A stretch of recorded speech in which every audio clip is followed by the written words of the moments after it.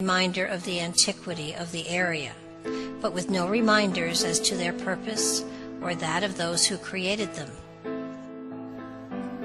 The walls honeycomb the land, seeming to guide the paths of the roads they border, or at other times appearing to be randomly directed. They often define what seem to be specific areas, or appear to wander aimlessly through the remote forest. The most recent residents of these areas accept them as always having been there, and credit ancestors, indigenous peoples, early explorers, ancient cultures, or even glaciers as the creators. They are accepted as a part of the landscape, and as such their mystery becomes folklore, and the facts of their creation are hidden in plain sight. They are silent, ancient tracings of times long past, a testimony of a fragment of our history not yet recorded or acknowledged. Yet similar structures appear all over the world and have been chronicled and recorded for centuries in books and in literature. One needs only to stand in the presence of one of the stone chambers, to pause for a moment within one of them, to feel the antiquity and know that unusual means and methods were used in their creation. What has most recently come to light is the incredible number of these stone structures that are scattered across the landscape and are slowly being sacrificed to the expansion of a new generation, which is not mindful or focused upon preserving their own history. Countless numbers of the chambers, miles of stone walls, and other structures have been carelessly dismantled or altered with no regard to the antiquity they represent. The stone walls represent yet another aspect of the mysteries of the stones.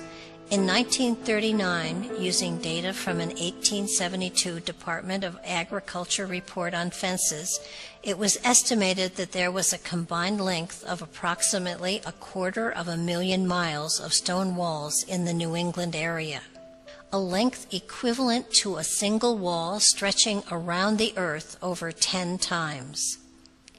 The mass of stone used in the walls is greater than that from all the ancient stone monuments in the world combined.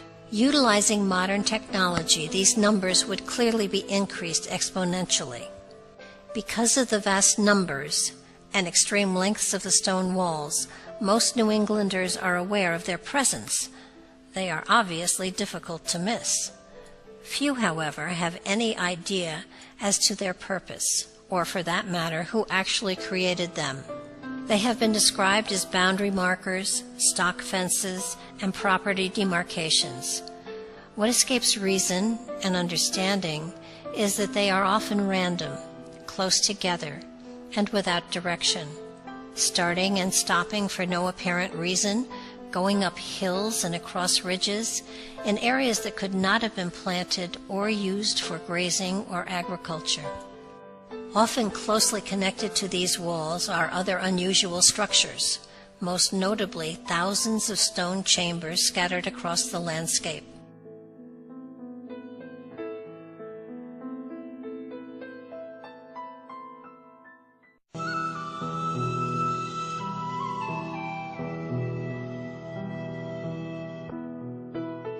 Despite being described as colonial root cellars, ice houses, and animal birthing chambers, there is ample evidence that these chambers existed long before the European settlers arrived.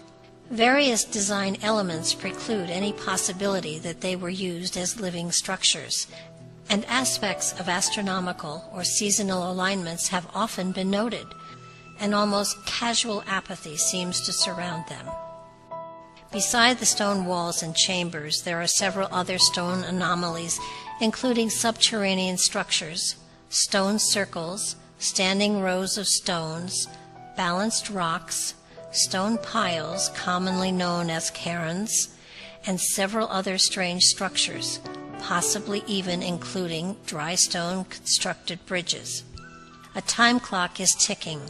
We need to preserve these fragments of history before they are erased forever by new technology and creeping industry, rendering us void of a past and removing the history of the very foundations of our country. Antiquity has attempted to teach us that the true quest of discovery lies not in seeking to create new horizons, but rather in removing the veils of theory masquerading as fact that cloud our vision, and clearing our sight to encompass the totality of our environment. Although New England has the greatest preponderance of stone edifices in the world, scattered across the globe there are examples of similar structures. Other countries far exceed the United States in their attempt to preserve history.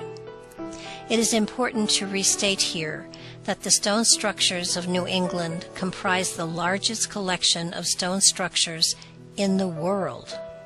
Here we present but a few of these amazing structures found in the New England states and surrounding areas. The countryside of Connecticut is crisscrossed with stone walls, randomly meandering along the roads, intersecting fields, tracing unusual patterns along stony ledges and through dense forested areas. Stone chambers appear alongside busy roads and perch on deserted rocky hillsides. One of the most publicized areas is that of Gunjiwamp in the town of Groton. Gathered on this site of over 100 acres are examples of stone chambers, stone circles, standing stones, and colonial foundations, representing habitation for thousands of years. An illustration of how the environment can reclaim and erase the presence of humanity. Massachusetts as well has an amazing collection of stone structures. From the unusual collection of balancing stones in Lynn to the standing rocks of Lowell, these majestic stones stand as silent sentries of times long past, still at their posts, marking their place in time. New York State's historic Hudson Valley Basin holds the largest documented number of stone chambers and walls to date. Dozens of chambers are right along busy highways, while others are sheltered in the abundant forests that are a part of local land trusts or state and national park systems. These areas have attracted interest in the past decades because of the unusual number of chambers that have been found in such a concentrated area. There have been books and pamphlets focused on the chambers and walls, and a very few dedicated individuals have tried to draw attention to these unusual structures from out of time. New Hampshire's town of Salem has been acclaimed as being the site of the oldest man-made construction in the United States. Called American Stonehenge, this site comprises roughly 30 acres and is a collection of chambers, walls, standing stones, and other stone structures. It is speculated that it was built by an ancient culture, which was determined from the carbon dating of charcoal pits, dating them back to 2000 BC. As of 2010, the states of Vermont, Rhode Island, Maine, Ohio, Pennsylvania, and New Jersey all have an impressive collection of stone structures, still standing and intact. Walls wind their way throughout these areas as well, connecting and reminding us all of a time and perhaps even a culture and people the history books have neglected to mention. New England and its surrounding neighbors still are the curators of the largest collections of stone structures in the world. From the early 1600s, there is documented speculation as to who had constructed the walls and chambers, and why, clearly indicating that the early settlers to this country were not their creators. Many of these walls are 4 feet high with a 6-foot foundation. Some walls are 12 feet high and 20 feet wide. What kind of animal commonly used in agricultural regions would require a wall of that size? The effort to build the hundreds of thousands of miles of stone walls, chambers, and structures would have been the most costly and labor-intensive undertaking in colonial history. Yet there is not even the slightest mention of this massive construction project in the historical records. The Native Americans in residence during that time were not fence builders. They respected the land and did not partition it for any reason, most especially to mark personal possession. And so the question still remains and drifts upon the ether. Who did build them and why?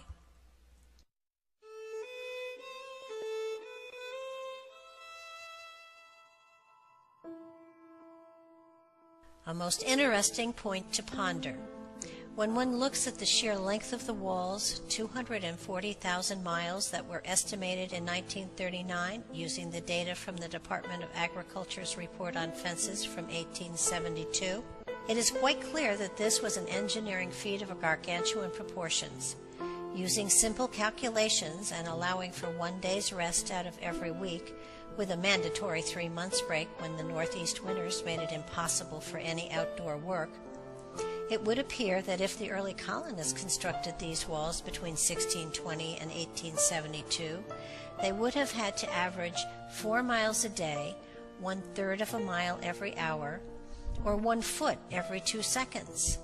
And they had to average this consistently each and every year for 250 years, regardless of the devastating Revolutionary, Civil, and Indian Wars. Clearly, this was not the case, for there are no significant records of any major expanses of walls or other megalithic structures. Since it would have constituted the largest construction project in world history, it would have been an effort worth recording in some small way. There are most probably almost as many theories about who or what actually assembled the great collection of stone structures in Northeast America as there are people who are aware of their existence. The most popular theory is that the early colonists and the indigenous occupants constructed this huge network of stone structures, walls, chambers, and other stone anomalies that represent the largest collection on the entire planet. It is very clear that this was a physical impossibility, and so we need to examine the other theories that have been postulated over time.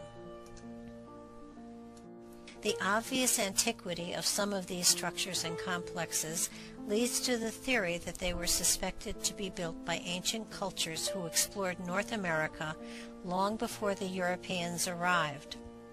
This provides at least a slightly realistic alternative to the colonists and the native residents of the time. It is believed that a number of different cultures may have visited the area, including the Irish, the Druids, the Vikings, the Phoenicians, and even a mysterious ancient woodland people. However, any evidence that an ancient culture spent centuries of time, millions of man-hours, or established the support communities required to carry out such a Herculean effort is sadly lacking. There well may be artifacts showing foreign origins buried beneath the accumulation of centuries of time, but neither modern techniques and technology or current science have been able to give us a definitive answer to this date. Perhaps they were not looking in the appropriate places. One of the stranger theories is that the placement of many of these massive stones was the result of what is commonly called glacial erratica, a result of the theoretical Ice Age. To examine this theory of stone structure origin, we must first consider the source. The Ice Age is, unfortunately for those using it in this case, a theory. A theory in its simplest form is an unproved assumption. This particular unproven assumption has been floating around since the middle of the 19th century and has been used to try to explain a number of geographic anomalies, a catch-all theory as it were, which has found favor in scientific circles for its ability to absorb many tough problems which science is simply unable to explain or seems to be unwilling to explore the new horizons these anomalies present. Science would have us believe that these wondrous, seemingly intelligent glaciers were the architects that created hundreds of delicately balanced boulders weighing many tons, stone circles, countless dolmens, and standing stones.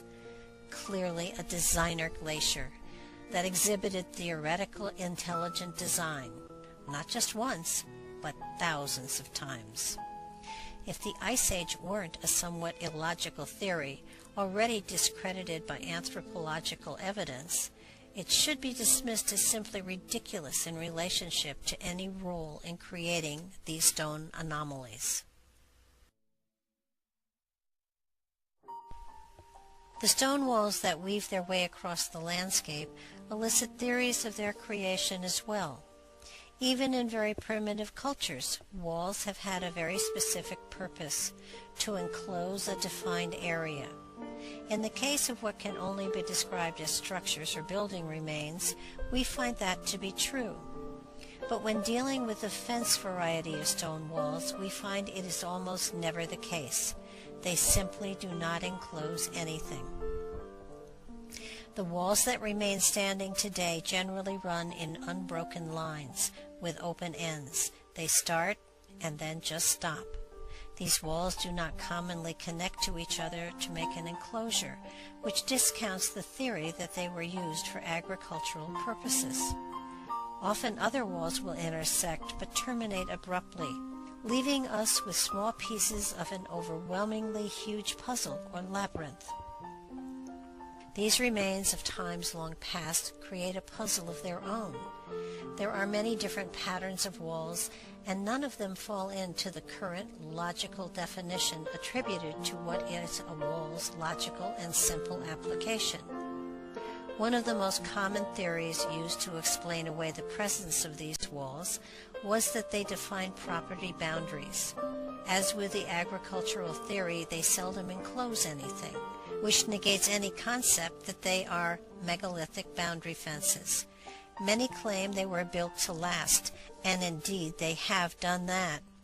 They have lasted longer than any record found that established such borders, despite the fact that the colonial inhabitants were quite literate and kept excellent records of such things. They have in essence lasted longer than the explanation as to what they were for and who made them.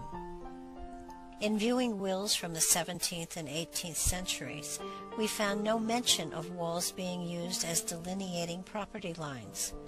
Most deeds of the time used landmarks or topographical features to mark boundaries, never using or mentioning the vast abundance of stone walls that littered the landscape. The dwellings of the settlers were constructed of wood, and yet they created massive stone walls to mark their property. It would appear that they were more focused on the longevity of their fences than they were about their homes. Wood was an abundant resource. It is easier and more efficient to use for fence building, and yet there are those who would have us believe that they chose to construct walls from the stones that cluttered the fields. Lack of the use of wood only adds to the mystery surrounding the stone walls. There were many strange occupations in colonial America, including measurers of wood, viewers of bricks, and of course, fence viewers. After studying many cases, nothing could be found about inspections of what should have been their main concern: stone walls. Considering you could almost not look in a 360-degree arc without seeing one or more stone walls standing anywhere in New England, this is a grave oversight, to say the least. It is almost as if these massive structures were seen as part of the landscape, rather than having any specific purpose needing official attention.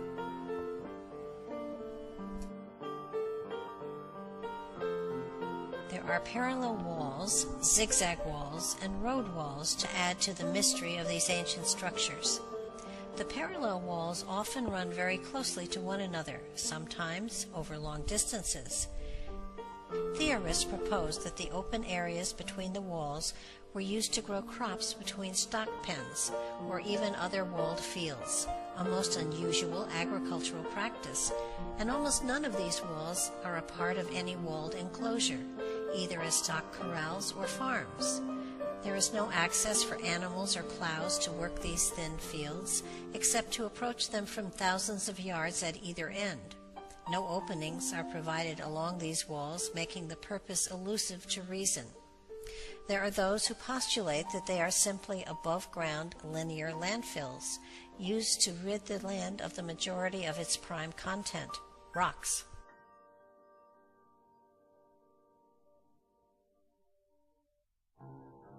Why then do we still find an overabundance of rocks in the land around these supposed rock depositories? Did they just give up trying to rid the land of rocks by building stone walls thousands of times? There are those who even claim the reason we find more stones is that the rocks literally floated to the surface of the soil after an upper layer of stones has been removed in just one growing season, suggesting perhaps that the land was more conducive for the production of stones than a food crop. Lack of logic and reality are no stumbling blocks when it comes to these theories. Frequently, there are stone walls that border roads for countless miles, broken only by modern technology as it has erased sections and interfered with the symmetry that once was there. Individual homes have intersected the walls just to provide access, while the walls just flow forward. The roads are meandering with few straight stretches, often appearing to be cut in trenches between the walls. And, for the logic and reality challenged crowd, there is another irrational theory, that for some yet unexplained reason, the road builders built the walls as a nice border for the roads. One has to wonder why more effort was put into the building of the walls than the construction of the road itself, and further, did the walls follow the roads? Or perhaps the more logical question, did the roads follow the walls, which seem to be far more ancient in origin?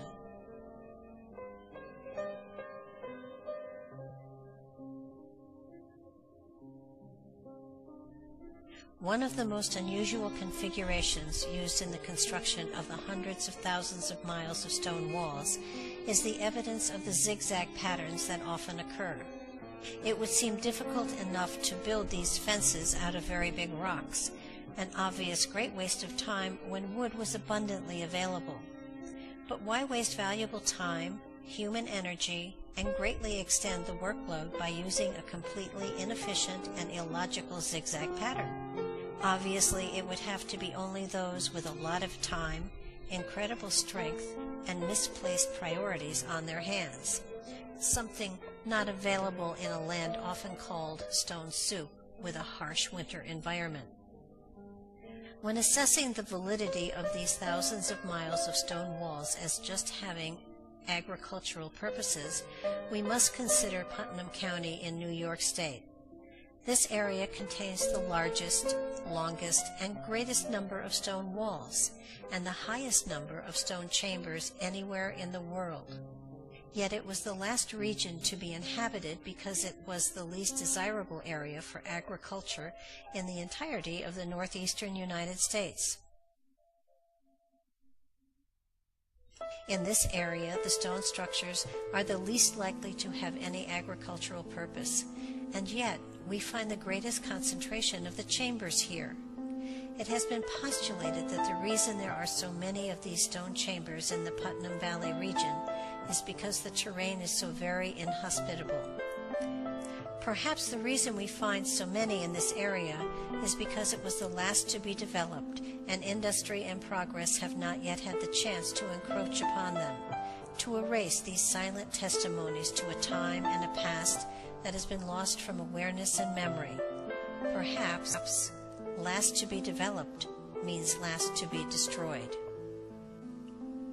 Of all the stone structures found in the New England area, perhaps the most unique and intriguing are the stone chambers. They are found all over the world and in many of the United States, but New England has the greatest preponderance than anywhere else in the world. The indigenous residents deny being their creators. Early mercenaries hired to eradicate the original residents of New England wrote about the Indian stone castles they kept stumbling across, indicating that they were already present and a mystery in the early stages of conquering and taming the wilderness that was to become the United States. In 1654, letters were written to the governor of the English colony of Connecticut, John Winthrop, asking about these structures and their extensive existence, and questions about their builders. But sadly, we do not have the luxury of his reply. These amazing chambers vary in size and shape, usually averaging about 15 feet deep by 10 feet wide with a height of 5 to 8 feet, and are usually constructed of granite. Granite is a dense, hard to cut, and heavy to lift rock, which rates on the Mohs scale of hardness for rock at an 8. About the only way to cut it, even by modern standards, is with diamond-embedded blades. The chambers are characteristically constructed of tightly fitted, dry stones, meaning that no mortar of any kind has been used, and capped with numerous megalithic slabs. Some of these chambers are actually accessed through passageways cut into the hillsides, and heavy lintels, technically known as orthostats, crown the doorways. The type of structural construction used in these chambers is called corbelled. This form of design is not only extremely difficult to master, it is very rare globally and usually is found only in ancient edifices. It is not practical or logical to consider that many colonists were skilled in such a rare form of building and used those skills to raise megalithic structures using stone components, whose weight was measured not in pounds, but in tons. The most commonly stated use for these chambers is that the colonists built them to use as root cellars, to be used as food storage for winters. This philosophy seems to be a concept used only from lack of the ability to come up with any other rational reason, even though it does not fit the design requirements to serve that purpose. An absolute requirement for a root cellar is that there be appropriate ventilation, cross-ventilation being necessary for the preservation of food. Less than 10% of the chambers have any cross-ventilation, and the remaining 90% would rot food in a matter of weeks. It should also be taken into consideration that they were not of a size that would be able to store food enough to maintain a family of any size for an entire winter. The small matter of a missing door also implies that the chambers were not designed to be a place of safe harbor for food. There are also no indications that there were ever any shelves upon which to store food. The walls show no signs of ever having supported any sort of wooden structures for that purpose. It is also very rare that any dwelling foundations can be found near these chambers, so there is no evidence that they were used in everyday life in colonial times. The colonists most likely put them to use for a multitude of purposes, but that was only because they were already here. Clearly not root cellars, because those were normally very close, if not under the dwellings that they served. There have been some that suggested that they were at one time used for dwellings of some sort. One would only have to spend one winter in New England to realize that this could not possibly have been their purpose. Once more, ventilation would have been a problem, but for a very different reason.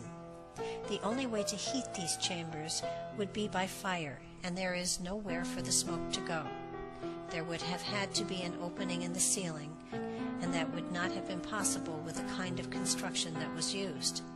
Smoke would have left its mark, even over the centuries, and there is no evidence that smoke ever encrusted their walls. There were also no openings for light as well, other than the doorway, which had no door, a requirement for a region that has very chilly winters.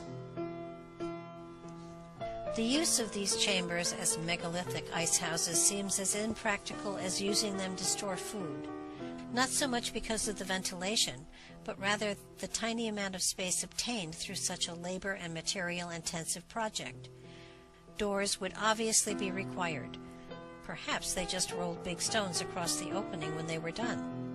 And the need to be near a body of water is another stumbling block to the ice house theory. While some of the chambers do appear to be near water, most are not. Some are on mountains and very inaccessible. Animal birthing chambers, Indian sweat lodges, vision quest chambers, and simple storage buildings are just a few of the other uses for these incredible structures.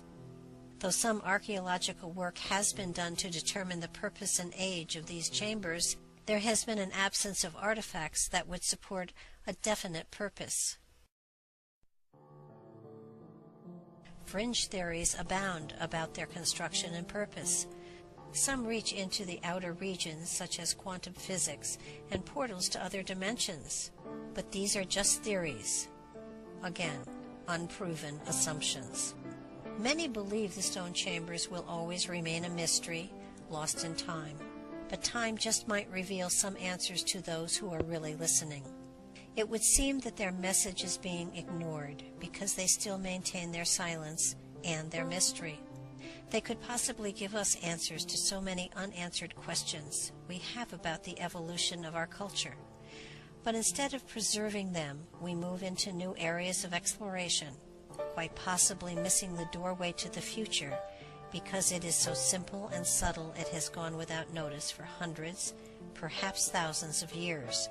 It is indeed unfortunate to consider that a vast majority of these New England stone chambers have been torn down for their stones, to make way for parking lots, repeatedly vandalized or otherwise dismantled, destroyed, or for want of a better word, desecrated by those who are focused upon progress while they sacrifice monuments of time through ignorance, greed, and apathy.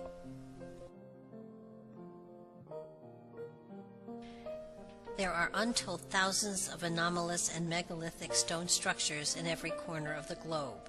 And, according to some researchers, there is photographic evidence that there are even unexplained structures on the planet Mars, as well as our own satellite, the Moon. They are found in almost every part of the planet, and consistently defy the primitive construction skills of the ancient cultures that lived where they are located. The timeless structures of North America lack the grandeur of the Great Pyramids of Egypt, the beauty of Machu Picchu, the engineering wonders of Pumapunka, or the infrastructure of Teotihuacan. But they do share many common aspects with them and other archaic structures worldwide, and their origins are no less mysterious. They certainly share a common thread with the multiple thousands of amazing ancient structures. They are a riddle, wrapped in a mystery, inside of an enigma. Anthropologists and archaeologists have very conveniently taken all the great mysteries of the world, including the structures of North America, and pigeonholed them into two commonly used categories, ignoring the diversities and uniqueness of these structures worldwide, lumping them together so they could easily be ignored. They are either of religious origin, used for worship, human sacrifices to the gods, or bizarre blood rituals of some type, or they have astronomical alignments and were used for rituals involving the seasons, planting, or simply used for star worship. This stereotyping of every ancient structure and artifact proves the short-sightedness of the scientific community. If it doesn't fit into a specific and completely inflexible set of predetermined and approved criteria, it is not considered, and quite simply, it does not exist. Ignoring many unanswered questions indicates a sad inability to adapt to our ever-expanding reality. And so reality becomes the enemy and is covered up at every opportunity. Instead of expanding understanding and knowledge as awareness and insight stretch into new levels and dimensions of discovery, science becomes the greatest barrier to any true understanding of our past, and for that matter, the potential that is open to humanity. No matter how many times the contrary is expressed, we know virtually nothing about the builders of most of the ancient structures of North America. And, despite pompous claims of primitive cultural origins, we know nothing about the builders of the great ancient structures worldwide. We cannot explain how the massive blocks were lifted up hundreds of feet to the tops of pyramids. And we have the same problem with the massive ceiling and structural stones that are found in the stone chambers. How did ordinary men lift stones even bigger than the blocks we find in the pyramids? Neither the colonists nor the native inhabitants or the primitive Egyptians had any equipment capable of lifting such great weights. Interestingly, even the composition of the components of both the King's Chamber in New York and the king's chamber in the Great Pyramid are the same. Very hard granite. At America's Stonehenge in North Salem, New Hampshire, an even more important similarity exists. The Great Pyramid in Egypt is the largest single collection of monoliths in the world and, not surprisingly, the largest megalithic structure ever built. It is one of the few wonders of the world still standing. The largest stone in the largest megalith in the world is a 70-ton monster of red granite, rivaling the weight of a modern locomotive. That puts the stone firmly in the category of what can only be called a super monolith. But an anchor stone in the Oracle Chamber at America's Stonehenge weighs in at an even greater weight of 75 tons. However, to further demonstrate how great the American stone structures are, in Lanesboro, Massachusetts, there is a balanced rock weighing more than the Oracle Chamber anchor stone and the Great Pyramid's King's Chamber granite monolith combined. It weighs 165 tons, and it is balanced perfectly in a way that defies explanation. Yet another telling similarity between the ancient structures of North America and the rest of the world is clear evidence that many of the stones were quarried. There are what appear to be saw marks, right angles, and drill marks that are clearly seen on many of the monoliths in chambers and structures in North America, as well as those worldwide. This could be seen as evidence of fairly modern work, but only if one ignores that many of these stone monoliths and masonry work are granite. On the scale of material hardness, granite is one of the hardest and most difficult to cut, polish, drill, or chisel, and almost always is used in decorative rather than structural purposes. Drill marks and holes in and on the stones of America, Egypt, and Mesoamerica were made by hardened steel alloyed bits or technology lost to time, not bone or copper tools as science would have us believe. No single stone anomaly is more intriguing or mysterious than a perfectly balanced boulder weighing over 100 tons.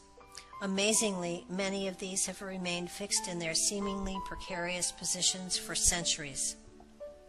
Some have even been known to rock until they very simply settled into a static state, while others have been reported to sing when struck. One can imagine playful giants challenging one another to see who can balance the biggest boulder. Although the glaciers are said to be the balance masters, logic dissipates that theory as laughable. No, these wonders of anti-gravity did not just magically appear.